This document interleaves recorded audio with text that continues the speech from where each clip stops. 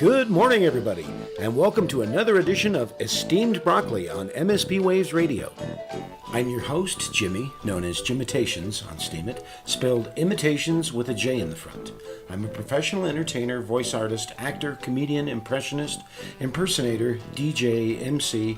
I do team building, meet and greet, which is on the red carpet, walk around comedy, which is table to table, improv, stand-up, murder mysteries, escape rooms, living statues, busking, or street performing, a lot of on-site promotions, radio remotes, advertising, and marketing.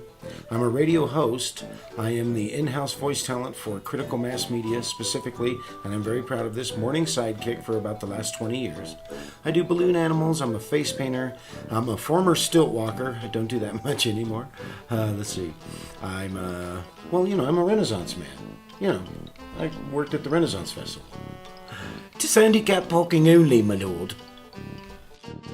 And with me, as always, is my co-host, Geek. Say hi, Geek. Hi, Geek. Hi, everyone. I'm Stephanie, Geek on Steam It, spelled G-E-K-E. I'm the author of Cost Benefit Junior, a homeschool curriculum teaching Austrian free market economics to kids. Here on PalNet, I'm a mod in the Poetry Workshop. I'm also a member of the Fiction Workshop and Fictioneers Radio. I write poetry and fiction on Steam It. Check out my blog for my novel in progress called To Coin a War, a story set in medieval Ireland surrounding Keynesian fairies who finance a feudal war with debt. MSP Waves Radio and its owners take no responsibility for the opinions or statements made by Esteemed Broccoli hosts or their guests. Statements and show topics are not necessarily the beliefs of the radio station. The material on this show is provided for educational, informational, and entertainment purposes only. And we have a special guest today on our show, and it is PegasusPhysics. And we're going to introduce her right now. Say good morning to the nice folks, Pegasus. Hi, everybody. What a beautiful voice she has first thing in the morning. It's so velvety. It's velvety. It's engaging. Yeah. She has a natural chocolate read. And in this business, if somebody comes to you and says, yeah, we like what you're doing, but give me a chocolate read. And then that way we kind of know what that's what that's supposed to sound like. And Pegasus just has that voice right out the chute. You don't have to tell her, I need more chocolate, because, she melts in your mouth as well as your hand. I assume. I don't know. But she's just like... Oh, shucks. So today we're going to be talking about voiceover. And as usual, on our little Esteemed Broccoli show, we try to pick a subject that has something to do with voiceover. I am, let me introduce myself. I am Jimmy, and I am a professional entertainer. I'm an actor, comedian, impressionist, DJ, MC. I do team building, meet and greet, which is kind of a red carpet type of thing. Walk around comedy, that's table to table comedy, and usually in a character. Improv, stand-up, murder mysteries, escape rooms, living statues.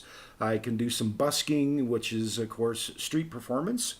I do a lot of on-site promotions for various radio stations and clients that I have garnered over the last couple of years. I do living statues. I am a radio host once a week on actual broadcast radio. Going over the airwaves. And last but not least, I am the in-house voice talent for critical mass media, morning sidekick specifically. Critical mass media is the company. Morning sidekick is a service that they run, and they put out commercial, song, movie, pop culture parodies for morning zoos and morning shows in general. So morning sidekick, I've been working with them for about the last 20 years. And since I've come on board Steam It, I've met some real interesting people, which brings us to our guest. And we met PegasusPhysics through, was it G-Mux and or was it Shane and Muxie show? Well, it was originally through Fiction Workshop. Yeah, because Pegasus is also a really good writer and poet. And go ahead and take this opportunity, Pegasus, to tell our audience a little bit about yourself and how you got into the business and what exactly you bring to the table. Because, like most of us, we've figured out that you have to diversify and you have to do 100 different things if you don't want to work for the man.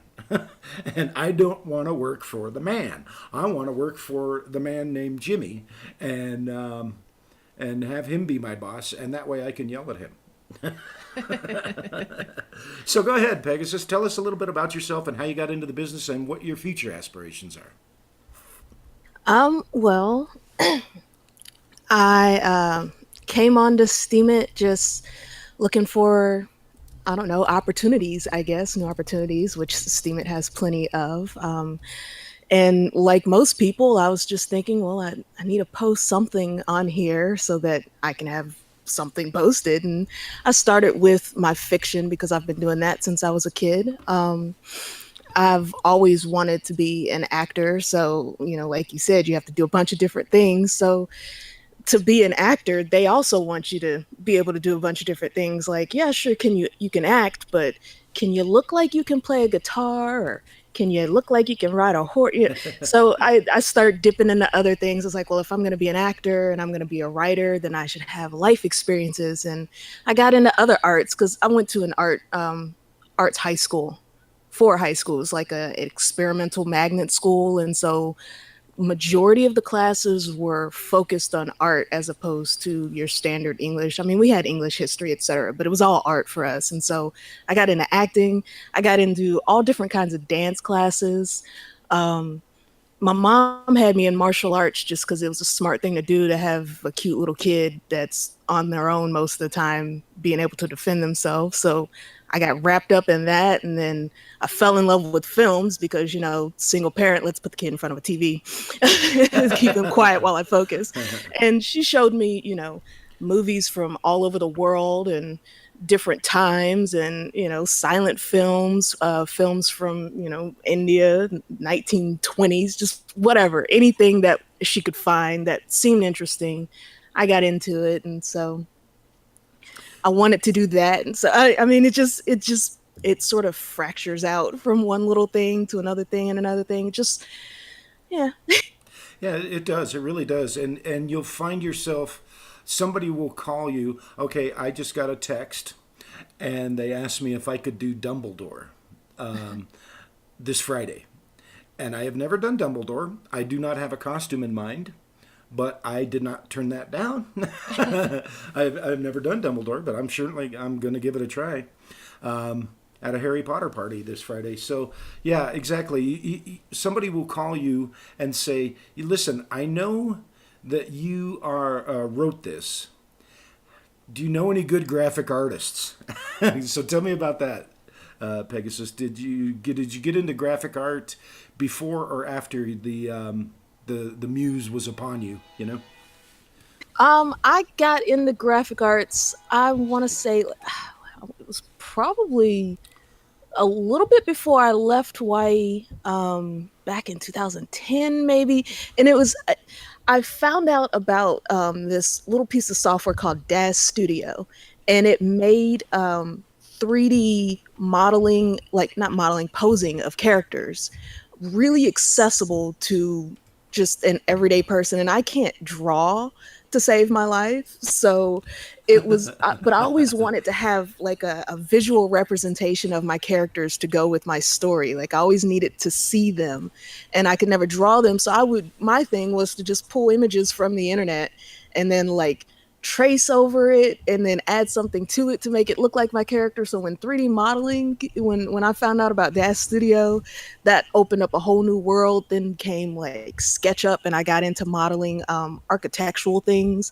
And then I found out about this software called Lumion that lets you make that's usually for architectural rendering, but it lets you make landscapes and things of that nature. So the more I found out, the more I got into it. It's its own little rabbit hole, and so I enjoy that. It's actually therapeutic, but it's the whole purpose was just to visualize my stories.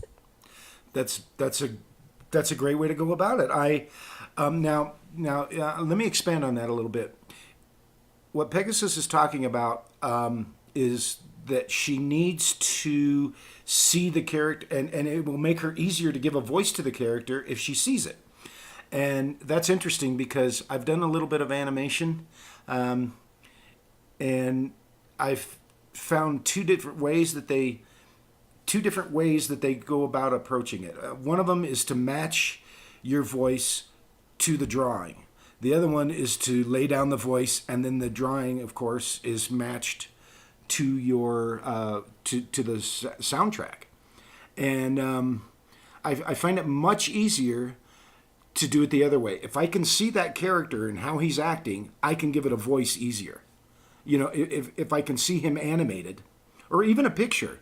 But if I just have it in my brain of the voice that I had in mind, 99 times out of 100, it's not the voice the client wants.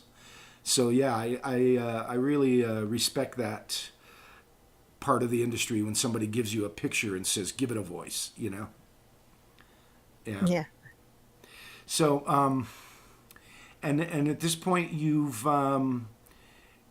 haven't had to work for anybody else but the boss, PegasusPhysics, right? Right. Lately? Not yet. That's cool. Well, that's neat.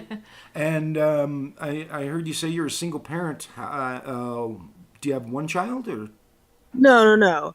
I was raised by a single parent. I see. Yeah, that was her watching TV. Oh, see, that was her watching TV. Yeah, that was me watching TV, old films, anything she could get her hands on. Usually anything that could be accessed by public network television because we couldn't afford cable. So Yeah, PBS. I understand. Yeah, I don't knock that at all. I mean, growing up, we had 4 channels and a TV with a broken channel changer, so you had a pair of pliers to change the channel. And of course, it had the rabbit ears and Yes. with the foil on them. And we'd have to wake Yes. up my dad every morning at 6 o'clock and go, "Come and fix the TV. Scooby's coming on." You know? Well, that's also because we're probably a little bit older than Yeah, Pegasus. well, a lot older. I But, mean, I remember days of holding the rabbit ears so I could watch the show clearly, just standing there because you couldn't get it right. You just hold it. So, yeah, we couldn't get it right until my dad would say, "Okay, put your left arm up and stand over there, touch your sister on the nose, and you start turning circles." You know, and then that way we could twirl get your hair. 5 minutes of Scooby on our black and white TV. And but we eventually got a color TV, and with a remote, for crying out loud. I remember when that first came out. What do you mean I don't have to stand up? So that was pretty neat. That was pretty neat to have that.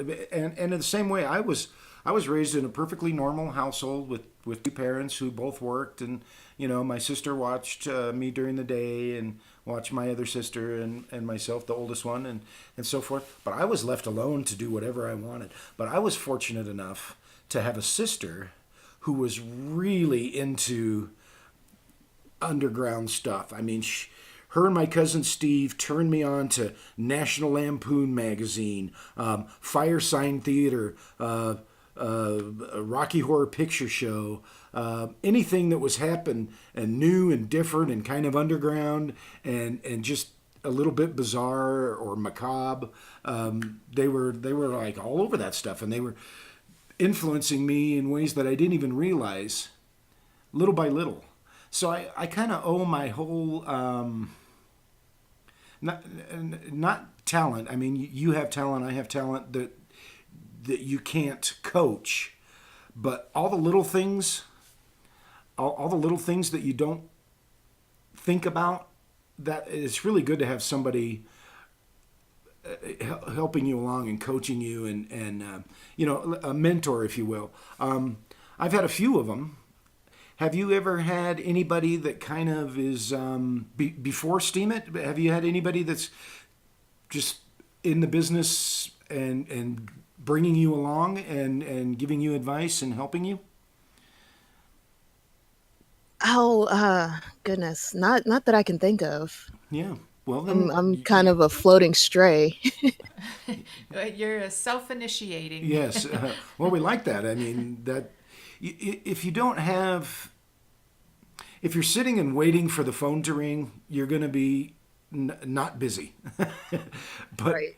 if you run around and like we were saying, dip your take a slice of every pie that's offered for you. And there's some advice that I can give to up and coming actors and voice actors and everything. It's get your stuff on the air at every opportunity. If you have to work for free, so be it. Many, many, many, in fact, every stand-up comedian or comic that is any good does 5 open mic nights a week.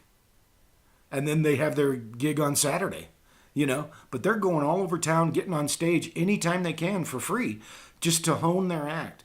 Now, I could never do that. I've done stand-up, and I had to give it up because it is a full-time job. And if you want to get famous in stand-up, you work 60 hours a week for free, and then you work 1 hour a week for pay. It's a tough business, but it's the funnest business you could ever be in. People are just willing to give you a break on lots of different levels if you are showing that you have diversity, and that you can do just about anything for them. I remember you and I were talking, Pegasus, about being a triple threat, and then we just both of us kind of decided, well, we're like quintuple threats. What is 10? Deca threats, because you have to be good at so many different things to be getting work. I know Right. plenty of just actors who are on stage, but they all have to have a job during the day or overnight to support their craft. Because you rehearse for 6 weeks, then you have a run for 4 weeks, then you get your $500 check. And you're like, wow, that's $8 a day, for all my hard work. $8 a day, It's like, no. We did 10 performances and I got paid $50 each. I'm like, you didn't get paid for your rehearsal time?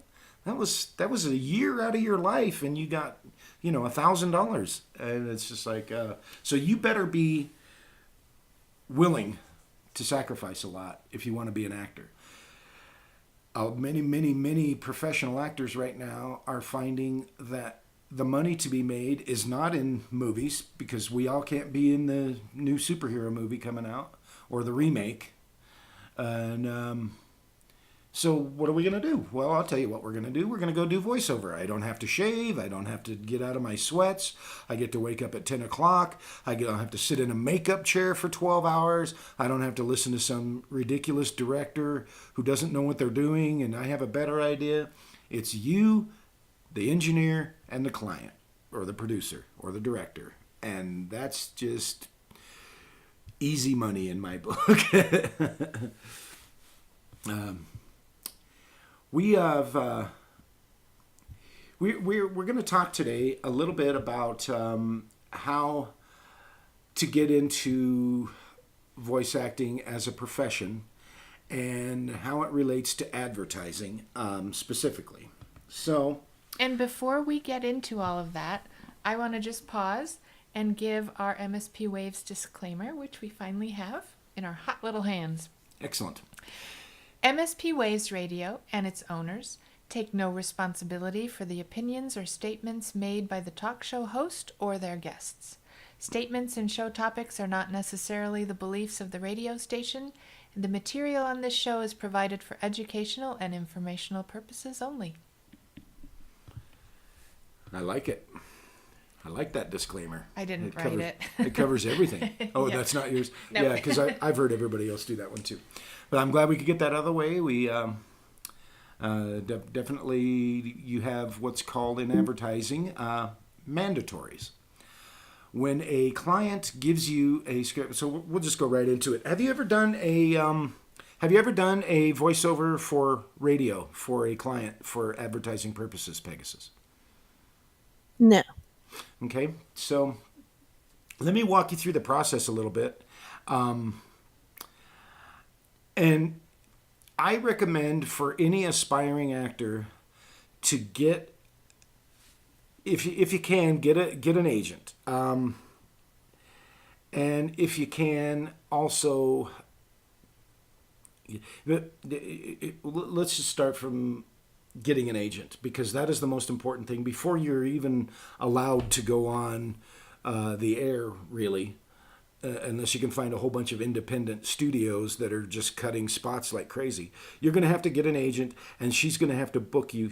I say she because both of my voice actors have been women. Voice actor agents, yeah. They have a wall full of demo tapes, demo reels, demo discs, demos from voice actors. They have an entire wall. There's at least 100 to 200 of them on any that any agent has behind them, and they're going, okay, I have this 100 to choose from. Who am I going to use? I use these four. That's it. I got one guy for narration, voice of God. I got one guy for comedy character stuff. I got one girl for chocolate read. I got one comedian girl. That's it.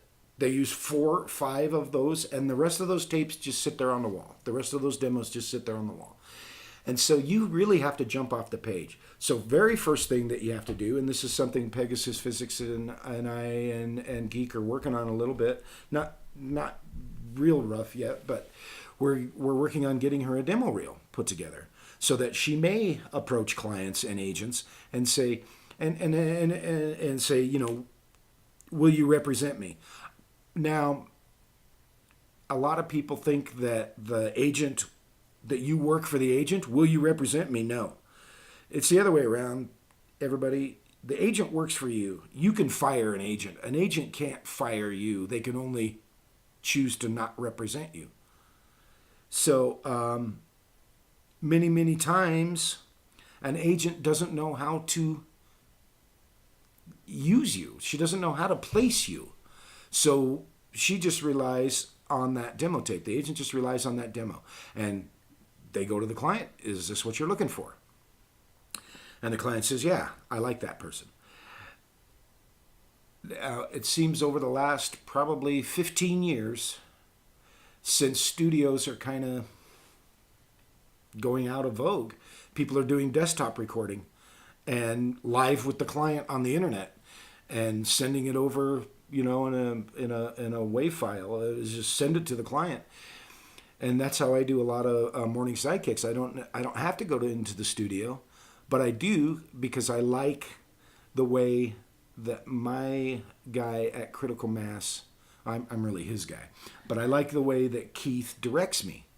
And I like his clients who'll come up and just go, here, you got the gig. And that's what I wish more agents would do. I had a voice agent say, well, you're kind of hard to market. And I said, what do you mean? She said, well, you're just hard to... And so I got rid of that agent because I said, no, I'm actually really easy to market. Here's what you do. Let us switch places. Prospective client, hey, yeah, I need this voice. I got your guy. Well, I need him to say, listen, I got your guy. This guy can do 500 impressions. He stopped counting at 500. This guy can do anything you want. I got your guy. This is your guy. Let me give you some voice samples. That's how you market a person. And to sit there and wait for the phone to ring or just go, well, I don't think this guy's right. No, that agent's not doing you any favors. That agent is not out for your best interest. That agent wants to sit and listen to the phone ring, and they're not going to go out and try and find work. They're not going to go out and push these clients into hiring you. And I have an agent for, I haven't used an agent for voiceover for probably 10 years. But I got into the business through them, and then I just found out that I don't need them. Why should I give them money? I can do all that myself. So I decided to start turning towards a little bit of self-promotion and a little bit of marketing on my own. And I'm doing exactly what the agents are doing. If a prospective client needs a spot done for the radio, and spot is the industry name for a commercial, and they want a 60-second spot and a 30-second spot, and they go to an advertising agency and they've worked up a campaign, and then the advertising agency goes, okay, now who are we going to get to call, or who are we going to get to voice this? It's best to have 3 or 4 advertising agencies that know your work and know your name and know that they can call and get you on a moment's notice because you have access to a studio and even a home studio. I mean, you have the proper recording equipment. So I've kind of found that agents for voiceover are getting to the point of obsolete. Unfortunately, things like radio are becoming a little bit obsolete. I can't say that radio is dead, because 95% of Americans listen to the radio at least once a week. 95%. That beats the heck out of Facebook, social media, even YouTube, anything you can think of. Television, that's bigger numbers than television. More people listen to the radio than watch television every day. I know some people that don't even have a television. They only listen to the radio. There are so many things offered now, even in radio. I have an app on my phone called iHeartRadio, and iHeartRadio plays any clear channel state around the country. We were in Florida last month. I was listening to local Denver sports talk on my cell phone. So it's gone global, and yet it's even more condensed than you would ever imagine. As it is expanding, it's shrinking at the same time, and the world is becoming smaller. That's all I can think of as an analogy. The world is just becoming smaller. Here on STEEMET, we talk to people in Great Britain and Australia and South Africa and India and all over the world, and it's just like they're right next door, and you don't even think about the distances between us all because of this, because of the internet and because of social media and platforms such as STEEMET, that we can get our stuff out there. So I'm anxious to see really where it's going as far as advertising. I had no idea that a thing like Facebook or YouTube, how do they make money? How do you make any money? There's no ad. There's no commercial break. And it's like, well, we make it on billboards. And I'm like, what? I don't ever read those. I have never in my life clicked on anything that I didn't want from that website. You know, I'm like, well, no, I don't need citing or windows or insurance. Why am I going to click on one of these? I don't know who ever does. Nobody I know goes to the internet to go, somebody's got to be selling me something. I'm old.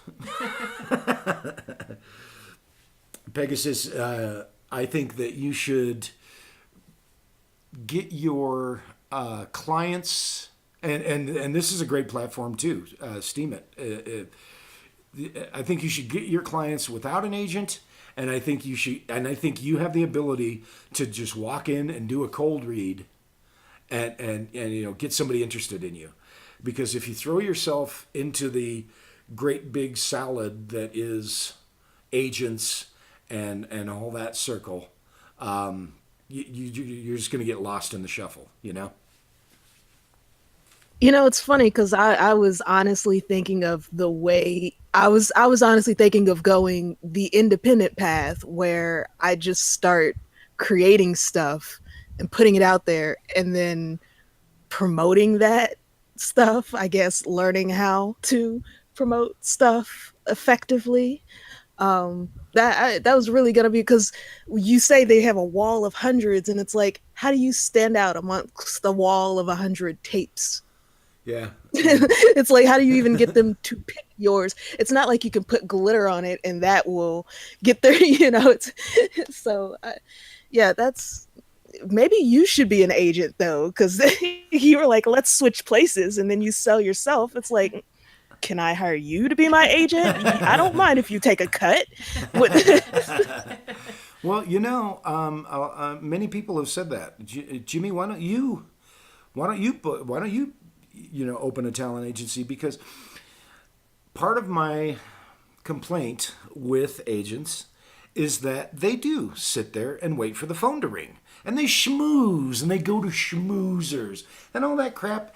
I'm telling you, boots on the ground is the only way to get work. It is cutthroat, and these agents that sit there, and then they're like, well, I got you that gig last year, and you're like, I need to pay bills. I mean, I need to work. I need to do whatever what else you got for me, besides you pitched me on to this one client. So I found out through experience that the reason they can't or they don't is because they're not hip to what's going on. I had one agent, I'm not going to mention any names. She booked me on tons of stuff for years. And I would constantly go, well, why isn't that on Facebook? Why didn't you post that on Facebook? And she's just like, I don't like that stuff. I don't do that stuff. And I'm like, start.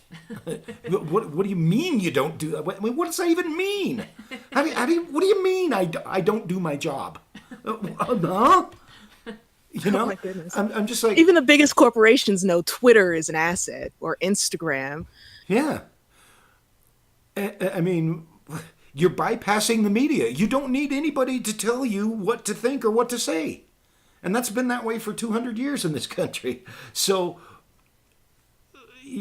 just bypass all that.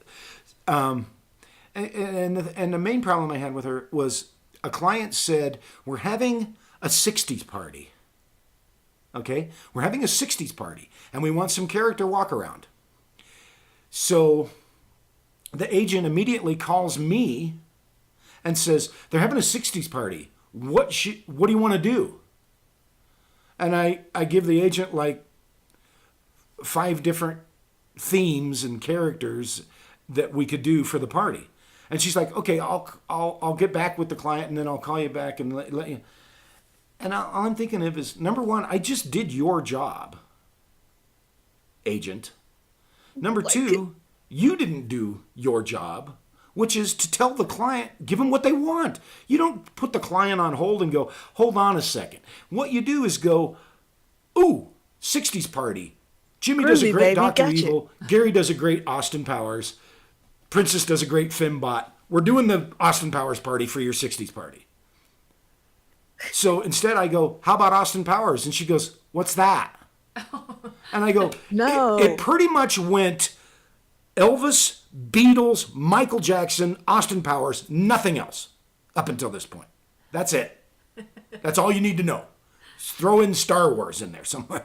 But other than that, at this point in history, you need to know who freaking Austin Powers is, okay? His movies made $1 billion. Hello? And she's like, how do you work in... I don't watch much TV. Go ahead. How do I work what? Oh, that's bizarre. How do you work in media and then not know at least the most popular of pop culture references? Anything. At the very least. Anything. And it's like, well, I don't do Facebook. We'll start. Are you kidding me? Why isn't this video on YouTube? We could be making money just from people watching YouTube. And this is what they do in Florida so well, Pegasus. In Florida, all those places are competing for the same tourist dollar. So you have SeaWorld, Universal, Sluice Mystery Dinner Theater, Pirates, Disney, Merlin, all the Merlin stuff, Legoland and the Wax Museum and the aquarium and all that stuff from Merlin Entertainment. They're all competing for that same tourist dollar. And they know how to use social media, and they know how to use billboards, and they know how to use radio, and they know how to do all that. And it's just not important enough here because it's not important outside of there. There are 5 places in America where you go if you want to do this professionally. There is Hollywood, there is New Orleans, there's Las Vegas, there's New York, and there's Florida. And that's it. New Orleans? What's that? New Orleans? New Orleans. New I wasn't Orleans expecting that one. New Orleans is a hotbed of entertainment because it's year-round there. If you're a year-round tourist destination and people come there expecting to see that, they're expecting. You get off the plane in Orlando and you go, "Where's the mouse? I got a suitcase full of money here." You get off the plane in New Orleans, you go, "Where's the party? I got a suit." I mean, Mardi Gras every day down there. So. And especially during Mardi Gras season. Yeah, so I'm just talking about New Orleans has a ton of street performers or busking. New Orleans has a party every night on Bourbon Street, and they have, 90% of the business is tourist. 90% of the economy is tourists. So, anytime you can find that. A destination. Here in Colorado, our destination is not Denver. People come to Denver, they don't walk off the plane and go, okay, start to entertain me. They get off the plane and they go, how do I get to Aspen and Vail? That's where the action is here. It's in the mountains. In New Orleans, it's in the French Quarter. In Orlando, it's with the parks. In Vegas, it's the whole town. In Hollywood, it's the whole town. But unfortunately, in Hollywood, you're one street away from porn. On this street, you got the movie studio. On this street, you got the Baka Waka Wow Wow movie studio. And so I don't like Hollywood. I would never go there. I don't know if I could ever live there. Just because I don't like fake and phony and I don't like schmoozing and glad handing and all that crap. I just don't know how to do it. I'm not good at it, and so therefore I leave that up to the fake people. I leave that up to the plastic people that have had some work done. Yeah, New Orleans, believe it or not. Well, Pegasus has a great idea. On a way that a voice actor can use STEEMET, and you've done a little bit of this too, which is taking somebody's content and bringing it to life through voice. So why don't Pegasus? Why don't you tell us a little bit more about that? I'm going to post a link to your voice actor for hire post in the MSP Waves audience chat while you tell us more about it. I mean, you really covered it. The idea is basically just to, because you know how some people love books. They used to love reading books, but now their life has gotten so busy that they can only do audiobooks during their commute or on the train or whatever. That's all they have time for. That's easier for them to engage with. Some people's eyes are tired and they don't want to read, whatever the reason. Some people just hate reading. But a lot of times people are really into audiobooks, and that's a nice alternative. So I thought it could be a fun alternative for STEEMET posts, where I feel like I would probably consume more STEEMET posts probably a lot longer than I should if they were all audio, because I could just click play and then click play on the next one and then the next one, because I do this with YouTube videos. I'll let YouTube videos run while I'm doing something on a different computer, and I'll be multitasking. So I thought it would might help people get better visibility on their own STEEMET posts if they had an audio version. Work for everybody. And what I would recommend for that is that you get yourself a nice little. My professional studio grade microphone is a Samsung, and it's model CO1U, and it's a USB studio condenser mic. And I plug it right into the back of the computer, and I go right to GarageBand, and I can cut my own spots. I send them. I then email them. I just find a nice quiet place. I record them, and I think. Oh wow! I really love your logo there. That PegasusPhysics Productions logo is really neat with the what do you call them? The little mic. With the neutrons and protons. Oh yeah. Oh, thank you. That's really neat. And Yeah, I so have a Samsung Go mic. I heard you say Samsung. I don't know if that's. you have Did a you say Samsung? Samsung or Samsung? Mine is Samson, S-O-N. Okay, yeah, I have a Samsung Go mic. It's like I think it was marketed as like a podcaster mic. It was only about $50. Yeah, see, you can get a good mic for that. Mine was pretty cheap too. I use Global Cop says I use a Rode N2K or I'm sorry NT2K, and it says he comes through loud and clear as well. Well, let me ask you, Pegasus, have you ever thought about also doing video? Jimmy has done that a few times with content on Steemit where he will read it and dress up in costume. I'm going to post a link to one that he did for me when I had a poem that came in first in a poetry contest. And after that happened, to kind of celebrate it, he got dressed up in a costume of Larry the Cable Guy, and he read my kind of ethereal poem in the Larry the Cable Guy voice. And we made it also into a video. And I'm going to post a link to that right now.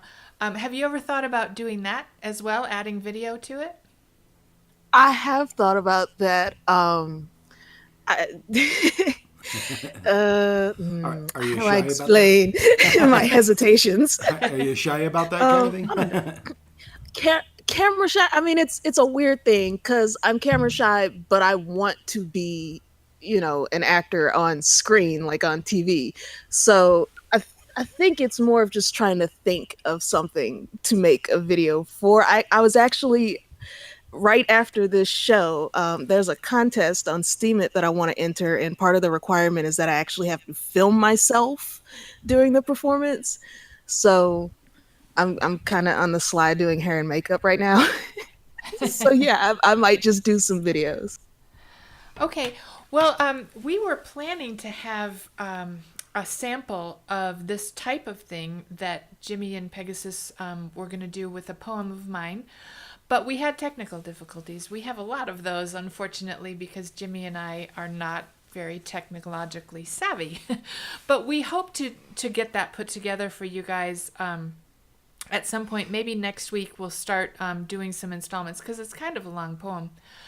But in the meantime, we thought we would give an example of what this kind of thing can be like by sharing that poem that I was just mentioning. So we're going to play that clip right now. Unfortunately, you won't be able to hear it, Pegasus, because you're in that chat room.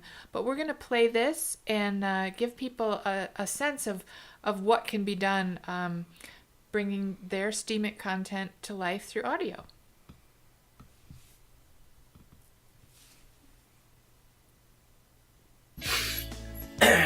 All right, here we go. Let's see. Well, welcome to another story time with Steemit, and this time we're going to be reading a story called "Blame and Uranus." Blame and Uranus. What? Wait. Blame and Uranus. What the? Oh, Blame and Uranus. Blame and Uranus. I blame them for about everything, them Euros. I'll tell you what, when them Brits got rid of the Euro, and I thought that whole thing would come crashing down by now. But, all right, here, we're reading a story. Hey, I thought you said this here story had moonshine. It was about moonshine or something. What the? Oh, moonshine. Well, you know what? I'll be in my trailer. You get this all straightened out if you can. Oh, it's in my contract. I gotta read this. Well, I suppose there's nothing for it. Here we go. All right. A forested fire had raged through the night. Neath the crescent blue, in my morphite. I ran into one of those one time over at the Walmart. What on earth could be sparking these tree-token flames? Thought the moon, hanging vexed as the scorching increased. So he questioned the clouds, he demanded some names. It was Eurus, the wind of the east. She arrived a month early to breathe on the land, but her wheezing had got out of hand. Now she fires, she fueled past her lines did outgrow. When she called out for help, the resulting denials had caused her to turn then hyperventilate so that the fires had spired for miles. But Eurus was only responsible, surely, for exhaling out prematurely. It was Thunderbolt's javelin arrow light that he cooked down the kindle that tended to flame, but the visionless clouds had conspired against her in heaping on Eurus the blame. It's easy to blame somebody named Eurus, I tell you what, right there. So the moon donned his top hat with polka dot print in his buttonhole. I almost slipped up on that one right there, I tell you. So the moon donned his top hat with polka dot print in his buttonhole one sprig of mint. Then he dipped himself down the penumbral cone and he gathered the clouds in a cumulus quorum. I don't know what that means. What did it say? I'm going to start from the top right there. Let's see. Not from the top of the whole thing, of course, but just from the top. So the moon donned his top hat with polka dot print in his buttonhole one sprig of mint. Then he dipped himself down through the penumbral cone and he gathered the clouds in a cumulus quorum. I did it. Young Eurus, you named as the force atoned, she was unfairly flagged in this form. Now a drama ensued as the man of clouds. It can rival the violentest crowd. Soon the Cirrus and Stratus were coming to blows, and the cumulonimbus was threatening hell. As the moon blew his whistle to calm down the foes, a green shell was sucked up in the gale. You know, I knew a gal named Gail. She sucked too, yeah. But poor Eurus was watching. She acted at once, for she saw in his saving a bunce. So up scooting the turtle, she suffered him to unspare. So up scooting, wait. We're gonna just do that whole verse over. And her name was Gail. She sucked too. I tell you what. But poor Eurus was watching. She acted at once, for she saw in his saving a bunce. So up scooping the turtle, she surfed him on the spray, and the weight of his body that wind did defray, blowing turtle shell safely to Banderas Bay. Eurus saved the reptilian day. And she's a good gal, I tell you what, that is me, she's not bad, I tell you. Alright, then the clouds in their headlessness clapped for east wind and decided their blame to rescind. So the moon set a summons to Thunderbolt's lair, where he waits and he readies his charge to unleash what? Handless. What? You said headless. I said headlessness and it's handlessness? Well, you can't really handle it. Alright. Then the clouds in their handlessness clapped for east wind and decided their blame to rescind. So the moon sent a summons to Thunderbolt's lair, where he waits and he readies his charge to unleash, and demanded the Thunder King mumble a prayer, asking God for a pastel pastiche. That's French, ain't it? Pastiche. That's like, I like them nuts, them pastiche nuts. What, are they Italian? Pistachio? No? I don't know. Anyway, on the afternoon sky, angels painted an arch with the colors of blossoms in March. And by nightfall, the easterly breathing was calm. Even and earth ebbed and flowed like an endocrine gland. Mr. Moon rode the rainbow up humming a psalm, and the turtles swept under the sand. That was pretty neat. I thought it was going to be kind of stupid. And then I heard of the turtles and the moon, and you know, everything's cool as long as you say some turtles. You gotta do that. Well, anyway, that's today's story time with Steeman. We can thank that geek everybody for watching. We'll see you again with another episode. See you soon. Yeah, that was pretty long. But yeah, and again, it was because it was because it's not serious that I, added all the flavor and all the asides and everything, and just didn't read it straight through. But I think it lends itself to the character if you act like it's not, like I don't want to be here, and I don't, this here's silly, and so yeah. Well, yeah, there's all kinds of ways that you can play it. You can do it straight, Sure. or you can play with it a little bit. And we just went opposite day on that one. It's like, well, this is should I be a wizard, and come out and read this poem, and But you've done a lot of that, so we decided to go a so we different decided direction. to go with something stupid. Are you planning, Pegasus, to mostly just do straight reads? No, I'm open to anything really, just about. Yeah. Well, I think you can make some people very happy if you do that. I mean, if this works out for you, I think you'll get some clients. I think people would really like to see their stories or hear their stories and how somebody brought their story to life, and so you're kind of it's kind of two muses that you're listening to there: the person who wrote the story and then the person who's giving a voice to it. I like that. So in advertising, you obviously can't do that. In advertising, if you're doing a voiceover for advertising, it's you get in the studio, you knock it out, and you get the heck out of the studio, and then you let them decide what they want to use, and boy, some people. I mean, I've probably done I don't know 500 radio commercials, maybe. Again, I quit counting. Nobody cares about your credits. It's what you did for me lately, But I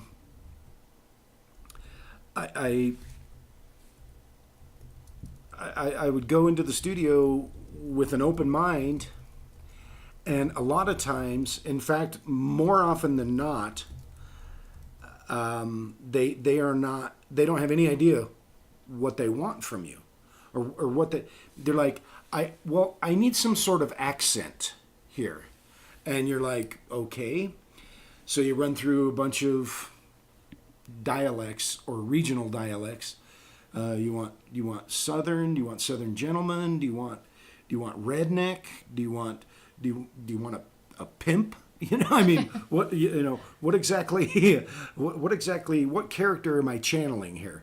And they have no idea. So you have to pitch it to them. I mean, you have to go, well, do you like this? I would like it in English. Yeah, I like that English accent. I don't want him English. Can you do some other similar character that's not quite so... I'm like, well, how about Australian? And they're like, well, let's hear a little bit of it. And then you can do it that way. You go, oh, well, I really like Irish accents. So you do a wee bit of Irish accent for him. And they're going, well, no, I like Irish accents. That sounds like a cereal commercial. Yeah. You sound like, and you're like, okay, well, was this the accent you were looking for? And they go, yes, that's it. And you go, okay, I'll do that. Scottish. I'll do that Irish accent for you. Then I'll read the whole thing in your version of an Irish accent. So you can't really tell them they don't know what they're talking about. You can only they're the customer. They're paying you. They're always right. They're going to pay you. Well, they're not always right, just like that. No, they're not always right. Yeah. But according to you, they are, yes. And according to them, they are. Customer service and stuff. Yep. Yeah. You just give them what they want. They're paying you good money. But again, I think you can make I think you can make people at Steam very happy if you get their story, and then go get on the line with them, no matter what format you're using, and let them and go through a bunch of different voices for them, and they go, oh, I really like that. I really like that one. So read a little bit of my poem or my story in that, Yeah. Sounds great. Let's I'm going to give you an example of this. I'm going to play a spot that got aired. A local Denver Mazda dealer asked us to do something that jumped out of the box. Now the problem with radio is people are afraid, or you can get a spot done for free from a radio station. Let's say you're an advertiser and you have a client and you call up and you say, I want to sign up for a schedule on your station. I want to sign up for a schedule. So the accounts executive, the AE, grabs all the availability, comes to your client and goes, how much do you want to spend? And they say, okay, we have a $5,000 budget. And you say, as the radio station rep, the accounts executive says, okay, I can give you 200 spots. I can give you 200 plays. And you're like, wow, for $5,000 I get my 200 times my spot's going to be on the radio. And they go, and we're going to produce your spot for free right here in our in-house studio. Oh, that's great. So the client's all excited and happy. Well, if you look on the back end of that, if you pull back the curtain on that, first of all, they're just trying to sell inventory.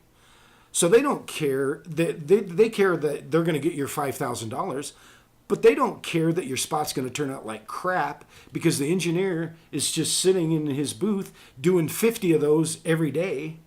And he's just pulling people that walk down the hall. There's an intern. Hey, come here and read this. You want to be on the radio, son? Come in here. And they give him the copy and the guy just reads it.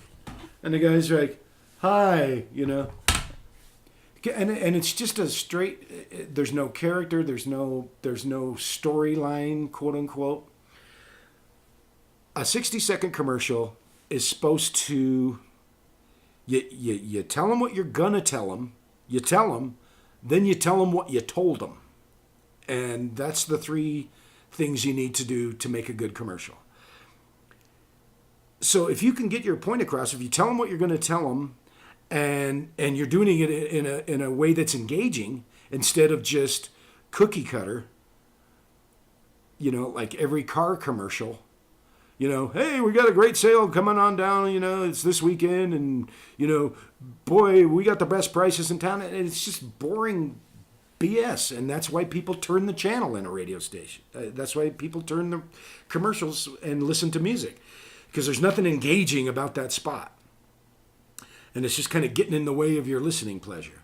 So our job is to engage them in the first 3 seconds of that commercial.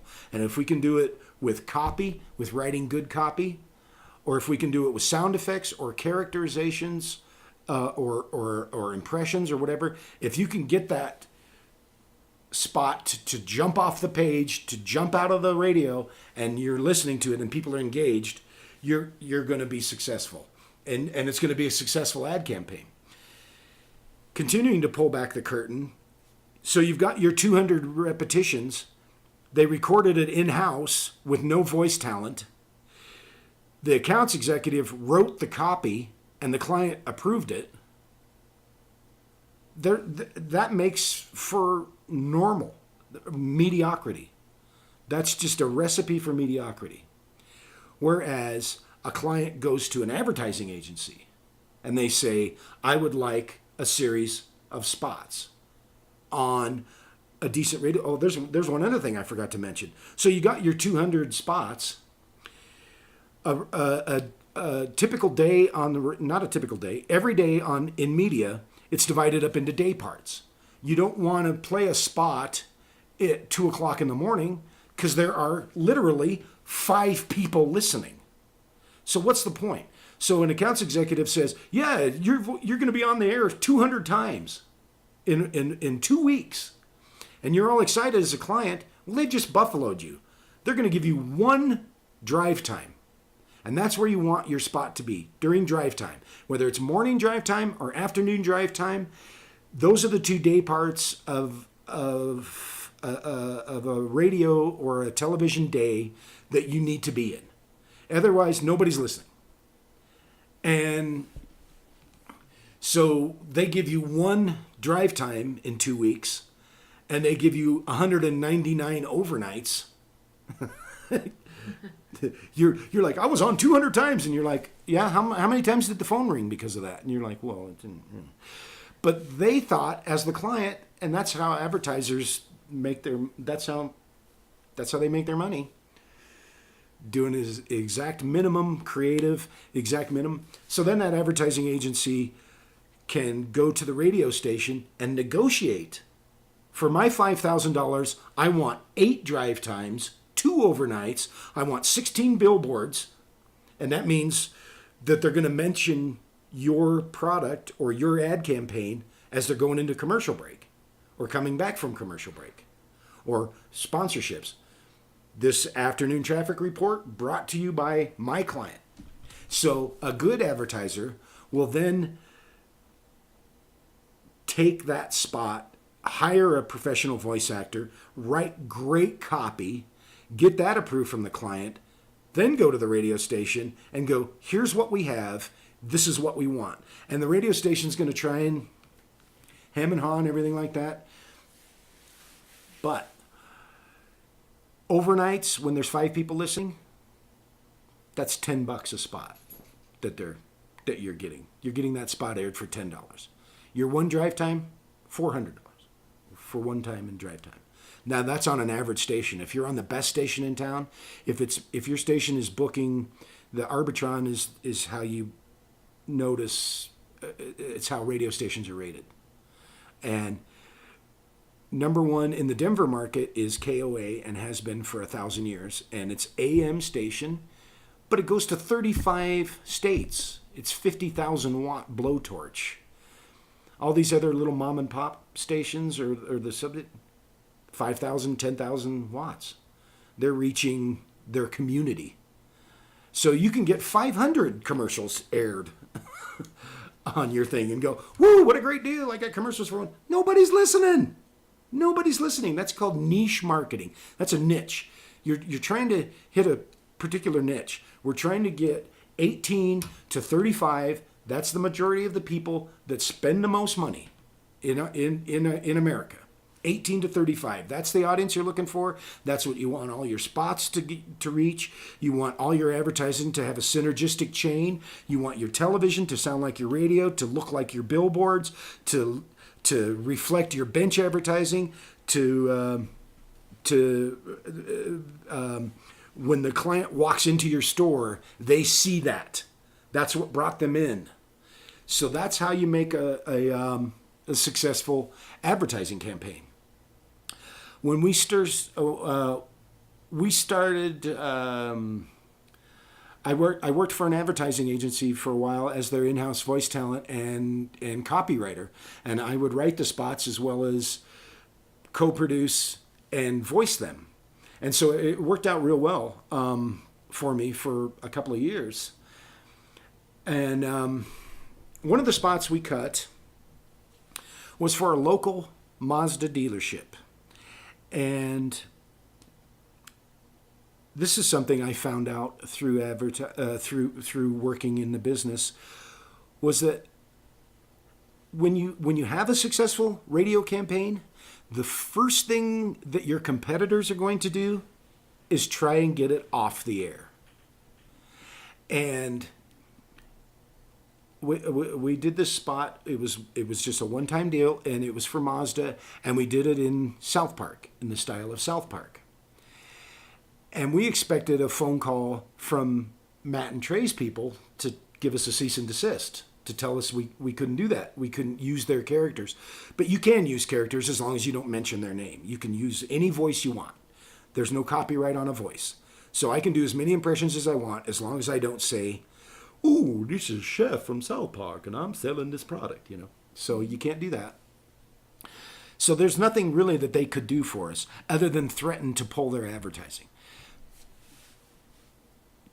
This spot aired 6 times before it was pulled off the air, and we thought it was Trey and Matt's, the South Park people, trying to, shut us down. It turns out it was a rival Mazda dealer that was causing all the hullabaloo, all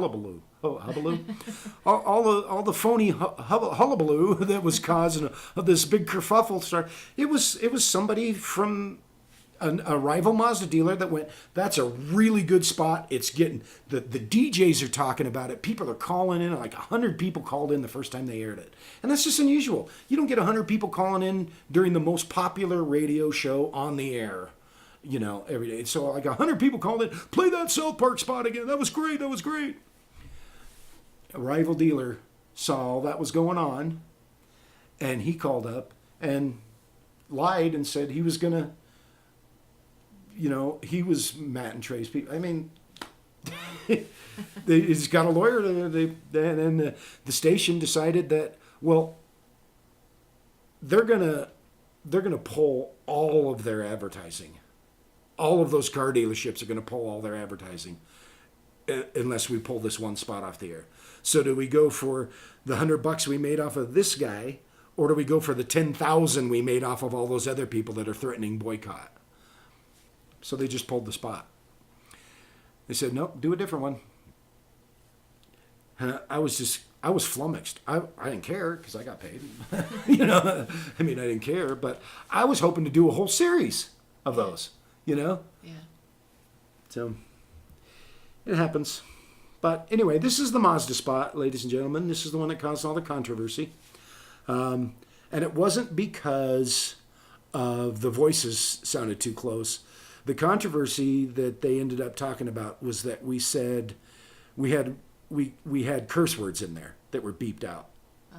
So I'm going to play it. Well, and we didn't beep them. We beeped them out on purpose, Yeah. So we did that. The station didn't censor us or anything. So. Going down to Mazda, gonna get myself a car. Dude, where'd you get that sweet Mazda? I got a Mazda. Ooh, that's a bad-looking chariot. Mazdas are cool and good. Touch my Mazda, I'll kick you in the Stop by Mazda of Lakewood or Gateway Mazda today and get into a new Mazda RX-8, America's sexiest sports car. The RX-8 has a 6-speed sports transmission, CD stereo, and 238 horses. Drive the RX-8 for $299 a month and $0 down. $0 down on an RX-8, but only while they last. Also get up to $6,000 off select Mazdas during Gateway Mazda and Mazda of Lakewood's inventory reduction sale. But hurry, this $6,000 discount ends soon. Dude, I want to drive your Mazda. We'll all have a chance to drive the Mazda, okay? Screw you guys. I'm taking my new Mazda and going home. You bastard! You killed him, dude! Mazda RX-8, $299 a month, $0 down, no cap reduction, 48 months, 12,000 miles per year, plus $475 acquisition fee, first payment, $300 security deposit, $200 D&H and tax, title, and license. Dealer retains all incentives and rebates. This summer. So, yeah, really good spot. Really effective. Got all the mandatories in there.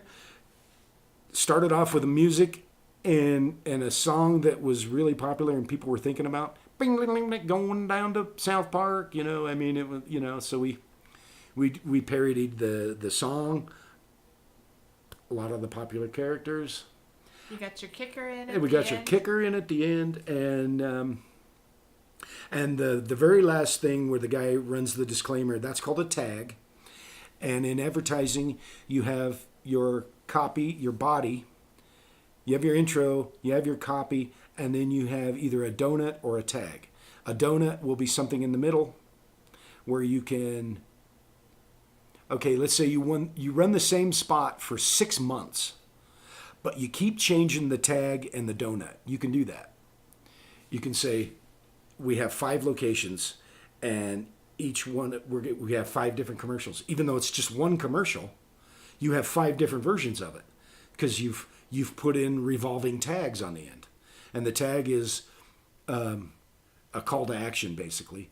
And it's, this weekend, come on down for our great inventory reduction sale at our South location. And then the next tag is come on down for the great inventory at our North location. And then you give the address and the phone number and the website for the North location. So you have now created one spot that cost you $150 for your voice talent, $150 for your engineering, And I've got literally 5 unlimited spots now. Unlimited spots now I can run because I keep changing the donut and the tag. So that's a very effective method. Unfortunately for us, we don't get residuals because we're not union.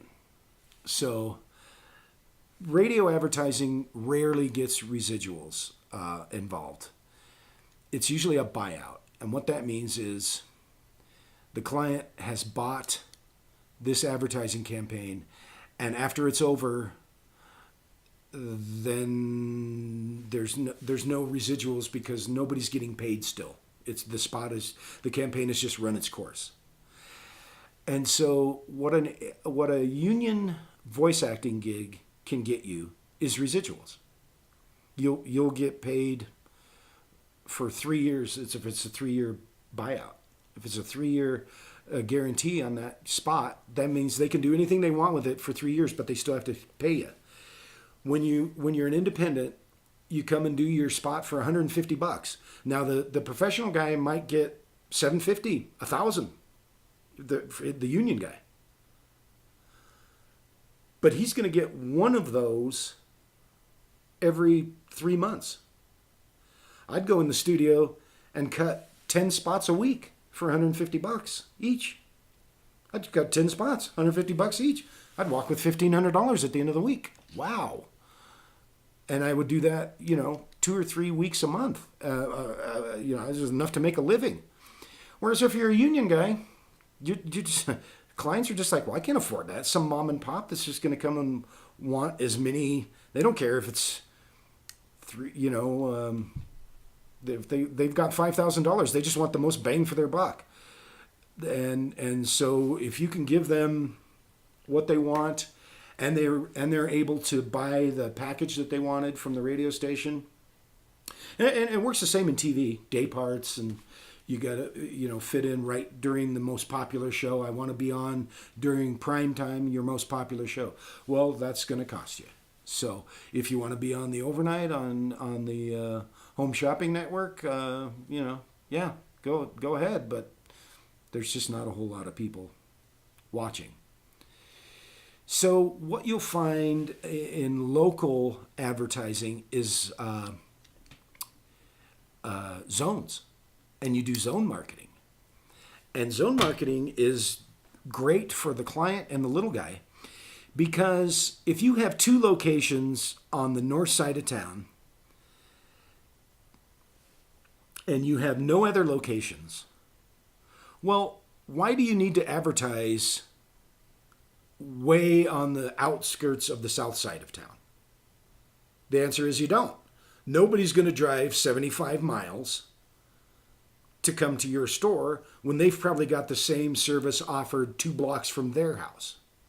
So you've got 2 restaurants way on the north side of town. You don't want to advertise to other, even though your radio station has enough watts to reach a 100-mile radius. You don't care about those people. They're not going to drive 75 miles to come to your place. So you do zone marketing. You just go, I would like the north zone. And the cable company broadcasts, or the radio station broadcasts all your stuff just to that zone. If you were to drive then, if you could be in 2 places at once, better yet, you call somebody down at the south and you go, did you just hear my commercial? And they go, no, I heard a commercial for the place that's right next to me. So they can do that. They can zone advertise, which is really, really good for us because then I can go down to the south and get that same spot and go, look, it was effective up north. I can go to that client and go, how about you do a spot? And I think that proactive in marketing and advertising and promotion is the only way to get clients. Because again, if you're sitting there waiting for the phone to ring, rarely does any website work that way. Any client works that way. Rarely. I mean, it's a lot of times I get work through people that through relationships that I've fostered over the years. And I don't have to be proactive as much or aggressively pursuing these things. But if I come up with a good idea that I think can sell, and I have a specific person in mind, I'll just go right in and go, listen, who's your agency? We don't have one. Well, I can recommend one, but here's what I can do for you. I can get your spot on the air. I can call up friends from the radio station. I can buy a schedule. You don't have to be have a professional advertising agency. You can do it all your own. But people just generally don't know how it works, so they shy away from that. And the accounts executives are lazy as well. They wait for the phone to ring. So it's always been my contention that it's better to go knocking on doors than to wait for them to knock on yours, because every door looks the same to them. And if you're proactive and you walk through their door, you're not going to get, it's just like the audition process. You're not going to get, you're going to miss you're going to swing 9 times and get 9 strikes, but you may get on base with one of them, and you probably will. I don't know how people do it. I don't know how they go through that audition process. On-camera actors, I can't stand it. I don't do it. I've gotten 2 in 20 years from they just saw me and said, yeah, that's the guy we're looking for. Because they don't care what you can do. They don't care your talent. They don't care if you're a triple threat. They don't care if you've got 5,000. You're not what we're looking for. It doesn't even matter if you're a decent actor or anything. It's just, this is the look that we want. And it's always some, 20-year-old intern sitting there telling you don't have what it takes. And you're like, puppy, listen, wipe your ass a couple of times before you start telling me that I'm not what you're looking for. You have no idea what I can do. And you're just picking this based on what you think, And you walk in and you're going to some audition, and there's 50 people out in the lobby ahead of you and 50 people behind you, and you've got your little sticker on it that says number 121, and that means that they've had 121 people walk up to them and go, I really like lawn doctor. The lawn doctor loves my, lawn. And your number, and it's like, can you try it with a little more energy? Lawn doctor really loves my lawn. Great, thanks, next. And then 122 comes in, and they say the same thing. And I'm like, you know what? What a stupid waste of everybody's time and energy and effort. And headshot. I paid $3 for that headshot. Here you go. You throw this away. And so it's just stupid. I don't do auditions for that reason. I can't stand being told no by somebody who doesn't know. I don't mind being told no by somebody that goes, we were looking for somebody taller. That's all. We're looking for somebody shorter. We're looking for somebody younger. We're looking for a black guy. Okay. Great. I can handle that. Yeah, you're just not quite what we expect. Shut up. Little puppy. You are in charge of my life? No. Unfortunately, for our audience, I don't have, all my stuff is commercial parodies. I don't have, out of all those, I was showing Geek the other day, I dug out this old case of cassette tapes from the first spots that I was ever doing back in 1995. And they were, they give you a cassette tape and said, here, boy, there's your dub. And I have all the commercials that I've done are either on a disc. I just don't put them on my website. Nobody's going to go, ooh, you did those, Sports Authority commercials. Well, they're out of business now. You know what I mean? So nobody cares what you did. Even more so now, it is definitely, it's not a 24-hour news cycle anymore. It's not, it's just, what have you done for me lately? It's instantaneous. Everything is instantaneous. So, Peg, you know what? It sounds like I'm shutting people down when I tell them this. It's a tough business. It's hard to get into. You know, most people don't know what they're doing. Blah blah blah. You need a demo tape. You can't break past the demo tape wall. You know, to get a. So that's the real click. That's the real rub. Is how do you break into that? So so Pegasus, do you plan on doing more creative type things with your voiceover, or do you plan on going straight into advertising, promotion, sales, and marketing with your voiceover? You seem to be much more attuned to the creative side of it. To be honest, I'm gonna do just about anything I can. Jeez, I mean, good girl. Get your voice out I there. want to eat.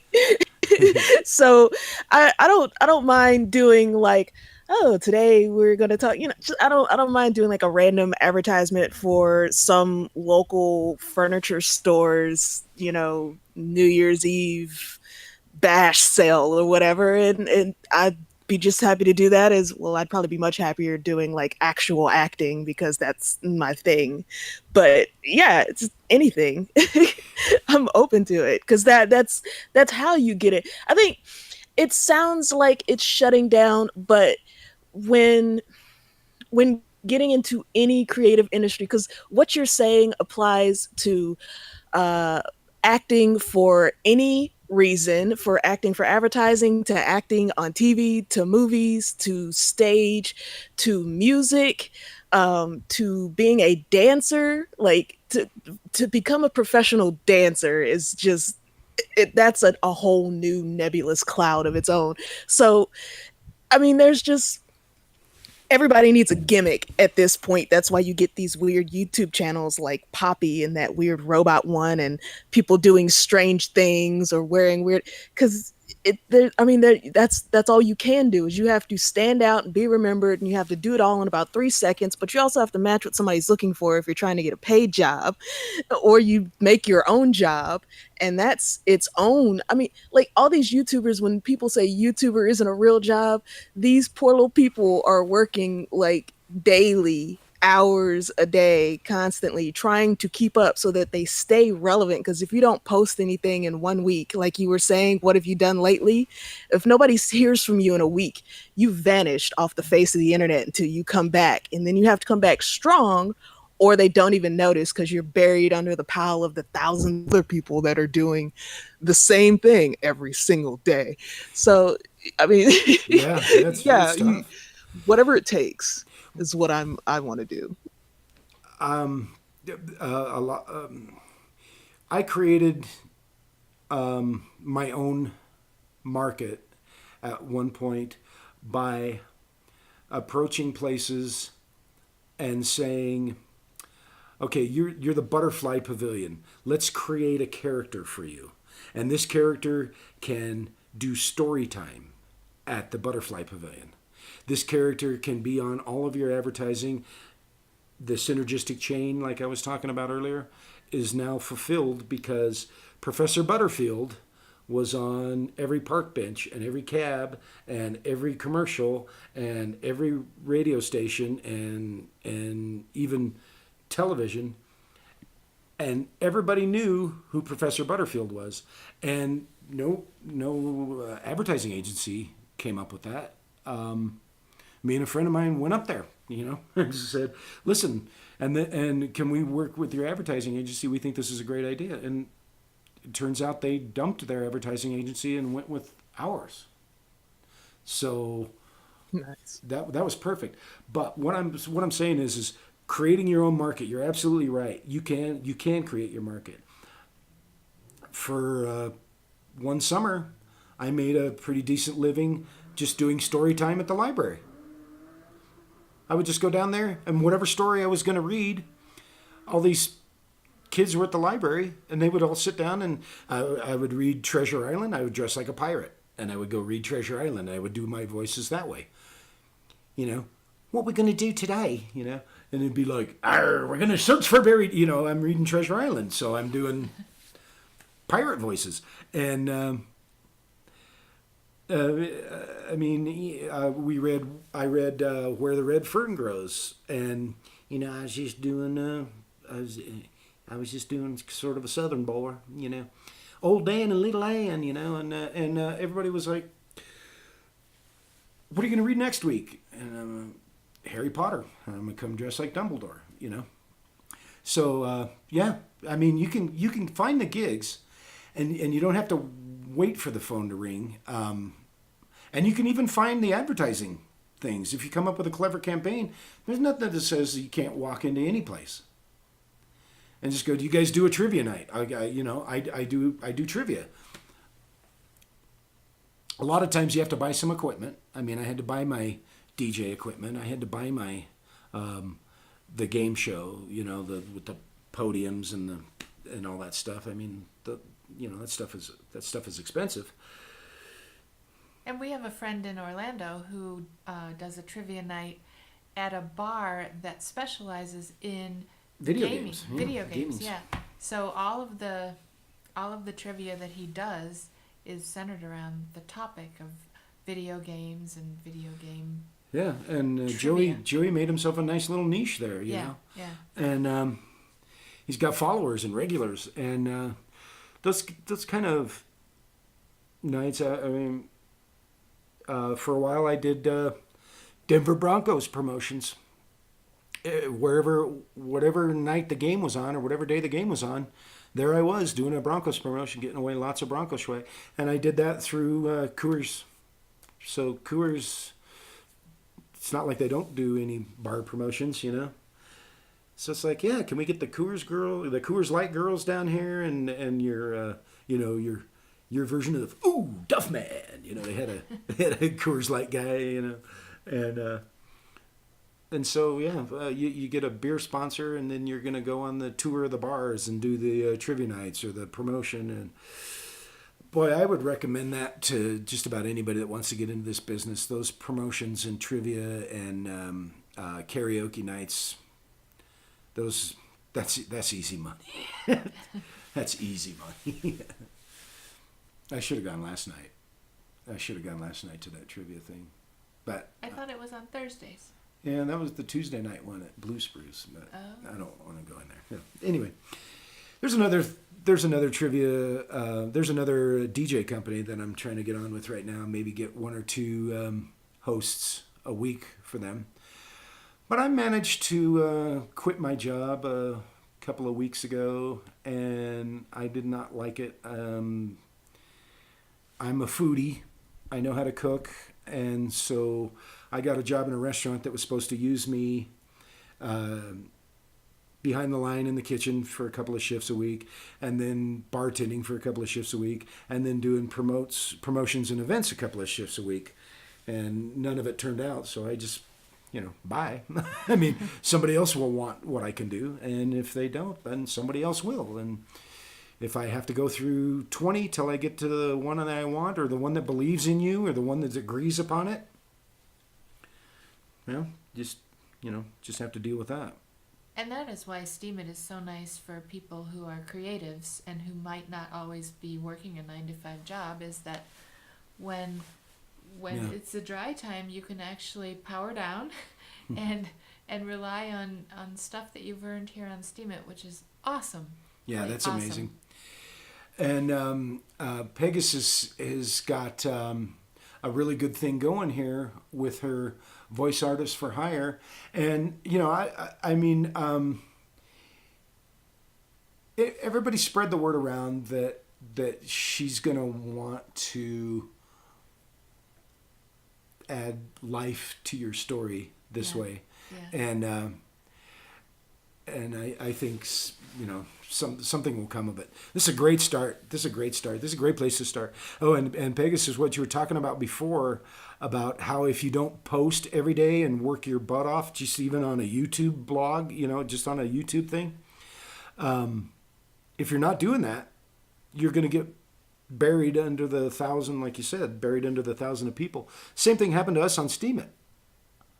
When we first got on STEEMIT, we were down in Florida, and all of our posts were just making huge amounts of money. And well, consistent amounts. Yeah, consistent. Not huge. I think the most any of our posts ever made was maybe about 200. But they were consistently pulling in anywhere between $30 and, for you, sometimes upwards of 70 and 80. Yeah. And then we had kind of a... Well, we moved back to Colorado. There was life just got in the way. Yeah, and then we just couldn't do STEEMIT anymore. And I came back to Colorado, and Geek stayed in Florida for what, 4 months. 4 months, and then during that whole time we were not on STEEMIT, and then we come back, and it's like, okay, now we have to start over, and we have to build that back up. So. Yeah. But one nice thing that STEEMIT has, again, with all the developers here and the really innovative people here, is they're starting their own YouTube, which is called DTube. And so this is a great opportunity to get on the ground floor of DTube. Unfortunately, there have been some technical issues over there as well. We tried to put some of the Winklers on DTube, and it just wasn't working. People couldn't play it back. I can't play on my laptop. I can't play back DTube videos yet. But, I'm sure that within another couple weeks, another couple months, those bugs will be worked out of there. And this is a whole new venue to get in on the ground floor with your creative ideas and not have as much competition as you would on YouTube. Yeah, I think the difference is YouTube is open to interpretation. In other words, just like a Facebook post, you're going to like it or not. These people on STEEMIT are wanting us all to succeed as a group, and they're here to help you, not to compete, not to like you. Yeah, not to compete with you, not to like you, but to support you. What has been your experience so far, Pegasus, with STEEMIT and their ability and willingness to help you with your goal here? The goal of the voice artist, or just the goal of being on STEEMIT in general? Yeah, both of those. I mean, it's actually been pretty great. PowlNet, this Discord here, the Peace, Abundance, and Liberty Network, has helped a lot because it makes a larger community seem a little more cozy. You can find little areas that fit, the fiction workshop, the poetry workshop, things like that. One of my earliest posts, it was just, I had entered a contest, and I actually entered the wrong contest. I thought I was entering a different contest or something. No. I'm thinking of a different. The post I'm referring to is the urban legend one. And it was shortly after I found out about the fiction workshop, and it got curried. And so that sucked me in. I haven't really made a lot on my posts since then, but I've had a lot of creative output from it. So, I mean, in that sense, STEEMIT's been quite supportive. I've even had people help me, like, just randomly. I'm like, how do I do this one thing? And someone will come out the blue and be like, here's the code to how you do it. So that kind of stuff is even helpful, because you could shout into the ether in some other places, be like, how do you do this? And people are like, who cares? Go bite yourself. And but here somebody's like, here's how you do it. And so I don't know, it's a different atmosphere. I like it. Yeah, and I love the fiction workshop and the poetry workshop. We're trying to kind of get that going too. Tell us a little bit about the workshop that you're trying to put together. I'm sorry, you cut out most of everything you said. Oh, dear. I'm having latency issues here and there. I was just wanting you to tell us about the workshop that you're trying to put together. Oh, the playwright workshop. Right. Yeah, it's because writing scripts is it's a bit of a different animal from writing fiction, because in a script it's all about getting to the point for the sake of the collaboration that it is, that you're building this blueprint for whoever's going to shoot it or act it, or if you're making a comic book, or setting up a play on stage or an audio drama. All of that, for each of those, when you're starting with the script, there's, I don't know, there's just a different type of rhetoric involved. And so it seemed like it really needed its own workshop. And a number of people agreed, even some people from the fiction workshop. They were like, yeah, because I don't feel like I could really give you the best feedback because I'm not familiar with like the formatting. I mean, there's all this nuance in it that makes it a different form, even though they're all storytelling. So I'm trying to pull together this workshop, and there are people interested. You just have to have a certain number of people ready to participate to get a channel going on here. But it seems to be picking up some momentum, because I've seen new people pop up on my most recent post saying, I'd be interested in this, I've written this, or I've done that. So, and I need to go and reply to them after this show. Well, count us But in. yeah. Count us in, because just like that thing we were working on yesterday, Pegasus, if it was in script form, it would have been a lot easier for us, right? Oh yeah, for sure. Yeah. So, That could be our first project. Let's translate poetry into a screenplay. why not? And yeah, I agree wholeheartedly. The help you get from around the world here is just amazing, and I've never heard one person go, and who are you again? I mean, it's just it's a very nice community. It's very, very nice. I'm just amazed. Like, I sit here and she's Geek has said, do you want to take part in the Fictioneers workshop today? And I'm just like, I can't talk. I don't have the acumen to sit there. I mean, like, I'm listening to Andre, and just the sentence structure and just speaking. I'm like, okay, that was a $500 word. That was a $100 word. I have none of those. Yeah, I mean, I don't speak like that. I mean, just to listen to Rhonda and Rhonda Kay and Jess and Geek and they're just talking way above my pay scale, and I'm just sitting there going, I wrote a commercial for toilet products. No, he's a very good writer, but yeah, he's not thinking in these terms generally. He is more of a promotion guy, so that he's always on, but maybe not always as cerebral. Yeah, I am. I'm always on, but I'm always on letting somebody else type while I pace behind them and try to figure out what goes here. That's how I do it.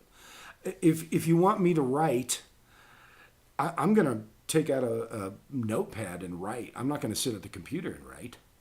I'm going to walk around and write, Yeah, or dictate. Yeah, well, that's how I like to do it. I can't type. So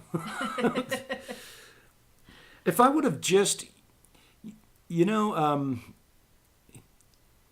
I don't know much about you, Pegasus. I don't know how old you are. I don't know where you live, any of that. But I would recommend getting some knowledge of, since you're breaking into the business, just trying to make those first contacts, maybe get a basic knowledge of how the engineering of a spot works.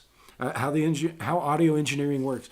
If you can go into a studio or a radio station or a TV station and go, could you bring up the modulation a little? Could you compress that a little? Could you sweeten that? Could you drop that and bring up that? I mean, that it goes a long way. You never want to go, move, I'll do it. But did you hear that? Did you hear what I just said there? Shut up. Move. But collaboration is great for the client and I make the Jimmy engineer. move a lot out of my way. And a lot of times I just go, let me try it, and then I go, okay, I'm Well, moving. we don't have all day. I'm moving, yeah. So, in the future, in the near future, PegasusPhysics needs to come up with a viable, commercially sound demo. How can we get that built for her? I mean, Well, we've just started doing some recording kind of behind the scenes with Pegasus, and we're having issues with getting the levels right on those recordings, but she did send me some new ones this morning, so I'm going to be tinkering around with those. Maybe we could, do this all long distance that way. Maybe we could get your friend, Keith, to help us put those together in a cohesive format, do some background stuff for it. And should we, Pegasus, I've made over the years any number of demo reels, demo tapes, demo discs, CDs, and so forth. demo cassettes. Demo cassettes, yeah. Over the years. And the new one that I did, I decided to make it just over 1 minute because they've all been 3 minutes. I had one that was up to that was like 11 and a half minutes, and it was just more for me. Nobody's going to listen to that. Nobody's going to go through the whole thing, but it was kind of more for me and just more for content for my website. Well, and we had also started making a moving resume for you that we could then put the demo reel onto. It's kind of like a video business card that you can watch and listen to, and maybe we could sit down with Pegasus and try to put one of those together too. It's pretty neat. You could post that, or is it's on my. Well, it's not Just done. well, I know that's just the last panel. Oh, post the last panel? Yeah, I wouldn't even know where it was at the moment. But yeah, if we could get that finished, know what we're doing there, maybe we could help Pegasus do one of those. It's Well, really see, what neat. I wonder is what exactly you put on the road. I mean, like specifically the content. That's what's been holding me up. Is like, what am I reading? For some reason, it feels difficult to just pull random snippets of something from somewhere.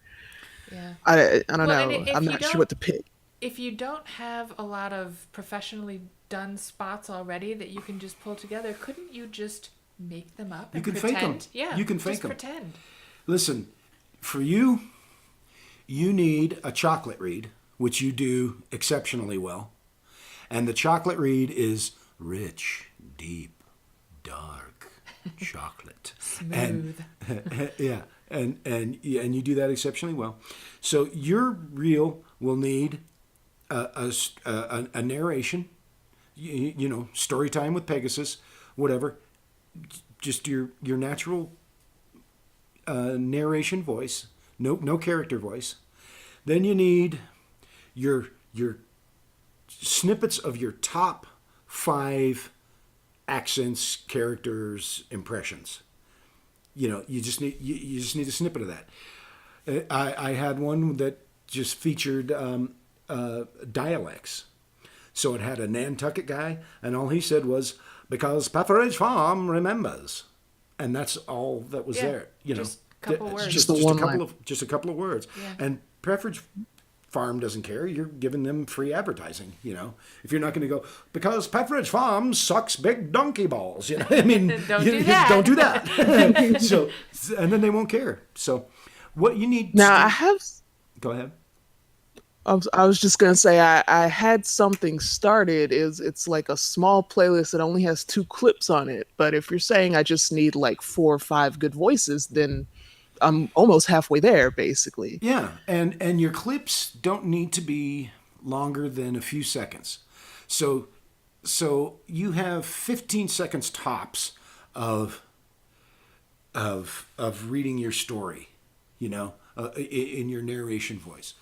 What do you want to promote is what you're going to be first, because generally a client or an agent does not listen to anything but the first 30 seconds, and then they throw that tape in the pile. If in the first 30 seconds they hear 1, 2, 3, 4 voices, And then you go into your narration, and then they go, ooh, I wonder if she's got a chocolate read. And then you do your chocolate read at the very end. You've just done 6 in a minute, and they've heard your range. And you haven't allowed them to get bored. Yeah, and you haven't allowed them to get bored. Very important. Okay. And always throw in your own stuff. That's not, that's just you reading, but throw in something that sounds like just watch a Chevy car commercial or Maybelline makeup commercial or whatever, and go, oh, I can do that voice, and go, easy breezy cover girl. That's all you need, Okay. Yeah, and they'll never know that you were not paid to do that. Yeah, that you didn't do the spot. I mean, nobody's going to check your credits. They don't care. Nobody cares about credits unless you're Kiefer Sutherland and you're going to come in and do their radio commercial. They already know what you got. They already know why they hired you. So what you're trying to do is get them to listen to your thing and go, well, I don't need to hear anybody else. This girl can do whatever we need. And if you're the third one they listen to, that's great. If you're the first one they listen to and they throw the rest out, that's even better. If you're the 100th one they listen to because they just haven't found it, and then they listen to yours and go, ooh, that's it. So it wasn't because, well, she did a Godiva chocolate commercial. It's because she can say, Godiva, rich, deep, dark chocolate, the way they want to hear it. I think you can invent a demo reel, and you don't need actual recorded credits like Geek said. You just don't. Yeah, you can make your own. Okay. Yeah, so just take what you like. That's the best thing. Take what you like, and then have others on Steam It, including me and maybe some other voice actors who have an existing demo already. Not edit, but what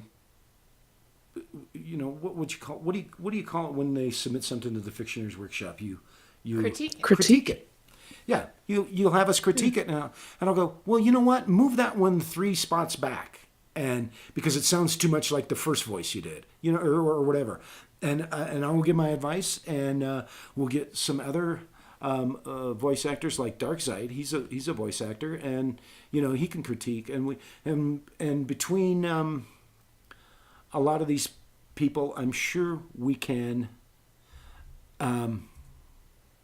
We can get you something viable, and I think you're on your way then, especially with this. I think the most helpful thing you said was that each one should be like 4 or 5 seconds long, or 2, 3, 4, 5 seconds long, something like that. I think that's what you said. Yeah, just a few seconds per voice, basically. Yeah, up to about 12 to 15 seconds, because you don't realize it. You can say a lot in a 60-second radio commercial. Like I'm right. Looking at this, I can now judge if somebody gives me a copy, if somebody gives me a 60-second script, and says this is our commercial, and we've already decided on the voice, we've already decided on everything, and I look at the copy and I go, well, this is 75 seconds worth of copy without your tag, without your donut. It's 75. It needs to be 45 seconds of copy. Because you need 15 seconds for music intro, up and under. You need your tag, your donut, your billboard, whatever you're throwing on there. You need room for those. So, or disclaimer, which a lot of car companies have a disclaimer at the end, and you can talk as fast as you want in those disclaimers. This bullshit doesn't really work, not good now. So, but. Yeah, you'll eventually get to the point where you can start giving them a little advice and going, yeah, well, this is okay. We can cut out this line. That's a throwaway line. We can. This guy can talk faster. This girl needs to overlap. So we can work on this and get it down to 45 seconds. But you could say a lot in like 15 seconds. Yeah, and with a demo reel, it's not that you're trying to say anything. You're trying to get that sound across, and the sound can be conveyed within just a few words, and it'll make the demo more interesting if you can get as many of those in there as you can. I got a commercial one time because on my demo tape, they heard me go, "Oh!" And that's all I did. And they go, "Oh, we really like, what would that guy sound like if he was talking?" And I'm like, "Oh my," and he sounds like Katharine Hepburn. Yeah. By God, Decky, you stuck to your guns. And he did. It was a guy sounding like Katharine Hepburn a little bit. And they wanted to know what that guy would sound like if he talked. So I just came up with a voice, and it just, and they're like, "Oh yeah, okay, well that's the guy we want. He's got 2 lines, Mm-hmm. and then we want you to do that thing that you did, And I'm like, but in my demo tape, he was a secondary character to the voice I was trying to convey. But that's just to show you that little tiny, I'm sure that Dawes Butler got the job because he could go. And they're like, "Hey, we got a dog that we would love to give that laugh to." So, I mean, I've done that too. I've gone in to an ensemble where there was 4 people or 4 or 5 voice actors on one spot, and I've gone into an ensemble, and then we were all on mic. And we were waiting for them to make a decision. And I just did some silly voice. And the client went, push the button. She's in the booth and she goes, "Who was that?" And I said, who was what? She goes, who just did that? And I said, that was me. And she goes, "Okay, I want you to read the first 2 lines in that voice." And so I did. And she goes, "Okay, you are now doing his voice. Ooh. You're number 3, and now you're the main guy." And I was just like, "Oh," and I looked at the guy, and he just shrugged his shoulders and shook his head. That's what you do. We all got paid the same. It didn't matter. Yeah. We were all getting paid the same. It's just that she liked what I was doing right there better. Conversely, that's happened to me before, and that was a shock because I'm like, but I'm better than that guy. Didn't matter. He did the voice that they wanted to hear right then, and he could do it. Business is business. And business. Well, it's not that. None of it's official until it's on the air. So when it's in the can or on the air or the director says, "That's it for the dress rehearsal, we go live tomorrow," none of it's official. It can all be changed. You've got a and I've done this before too, Pegasus. I cut a entire series, 5 commercials, and they didn't go with the advertising campaign. They didn't go with it. They just buried it. They just didn't even, and I'm like, well, that kind of cost everybody a lot of money, to do all the engineering. The spots are done. I mean, they just decided not to go with the advertising campaign, and that was a national. That was a national client. That was what's the car company that starts with an E? The car rental company, Enterprise. It was Enterprise. I was going to say Hertz. You mean mega, H, right? No, not the first letter, not the second. Yeah. Well, listen, everybody listening in the audience, thank you for listening today. We've got about 8 minutes left, and special thanks, please, going out to PegasusPhysics for being our guest today. Be sure and try and